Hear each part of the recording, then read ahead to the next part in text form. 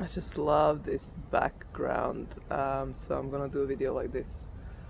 Um, so basically, today I want to say a few things about how to support yourself as you figure out your purpose, or just do what you love. And I struggle with this all my life, really. Even though, looking back, I was actually following this truth, this wisdom. At least for me, that's wisdom. Where it's not about doing what you love and that's supporting you. So that being your income that supports you, so you do nothing else, you just do that, and it pays so well that you can. That's it. That's all you do, and you can live off that. So, I mean, for some people, I'm sure this is easily done. Never been my case. I enjoyed some of my well-paid jobs. Very much my project manager life was. I loved it for the most part, and the money was phenomenal. But it wasn't. It wasn't the calling. It wasn't. And it wasn't even. The calling isn't just about what you get paid for. The calling is just living a day in, day out life that fulfills you and satisfies you. So that's way past like the actual job or work, but that is also integral part of it.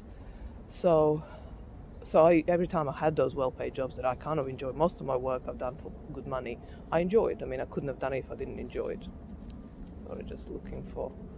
And But what I discovered is that every time I had what I think it's a kind of I don't know, widely called and considered like menial jobs, the jobs that don't require to think particularly, the kind of brainless or brain dead kind of jobs, which are all horrible words really, but just roll with me. Were the best times in my life. And I kind of didn't clock this till quite late. Don't know why, but I didn't.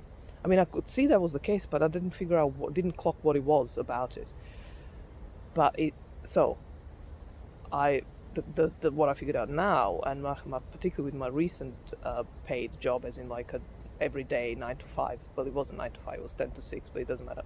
And it wasn't every day either; it was 4 days a week. Anyway, the point is, that's where I kind of figured out what this was about all my life, and so it's actually finding a job that doesn't take up all your time, um, pays the bare minimum that you need, and a little bit more if you can, obviously. But this is the kind of art, the skill is there to figure out, do you really need that much money? Do you really need to live in that house? Do you really need to buy those clothes? Do you really need to eat those expensive meals in expensive restaurants? Whatever your expenses are, right? That are maybe unnecessary, but are actually a lot and add up, and that's why you need a well-paid job to support your lifestyle.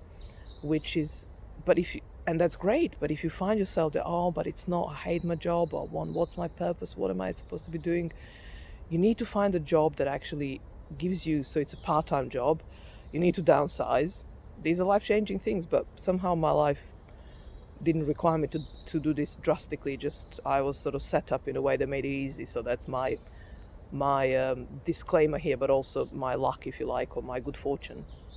But but it's doable still. So downsizing in the sense that then you get a job that doesn't.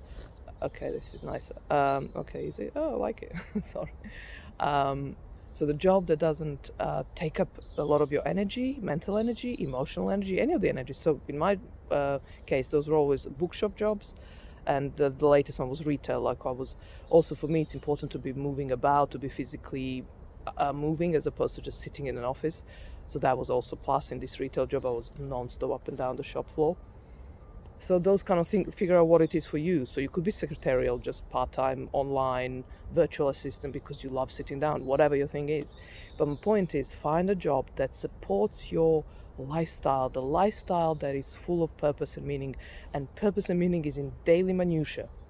It's like when you wake up, you do your morning routine, whatever that is, to replenish you, to make you feel beautiful, loved, special, taken care of, and then whatever else you need to do, exercise, all these. So create a life that allows plenty of time for those daily minutiae like details and activities and routines that actually day in day out. So it's, if you always wanted to be a writer, then every morning you make sure that this job starts at 11, so you have 2 hours to write, and also 2 hours to have your coffee and whatever else you do. I don't know, I'm just throwing it out there if that's your routine, but it could be. So whatever it is that you want to build in terms of your legacy, your opus, right? OPUS, like your piece of your, what's that expression, your body of work, right?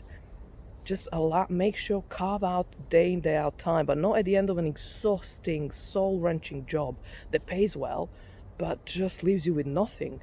Find a job that's, like I say, third, not part-time, but third time, whatever, or 2/3 of the time, and then you have enough time to build this thing and to create the life. It's not just about, oh, I'm gonna have this business and I'm gonna be famous for this, or I'm gonna be an expert in this. Not to mention that what I think of experts, in my previous video, that's such an old paradigm. We don't need to be experts. There's no such thing as an expert. It's an illusion, really, and it's just a kind of marketing ploy or whatever. Or it's this desire for certainty. And anyway, I spoke of that, I think, in the previous one. So anyway, so yeah, find a job that supports your purpose, not the job that it's your purpose. You see what I mean? That's it. I'll see you tomorrow. I love this, don't you think? Look at this. It's a beautiful visual thing.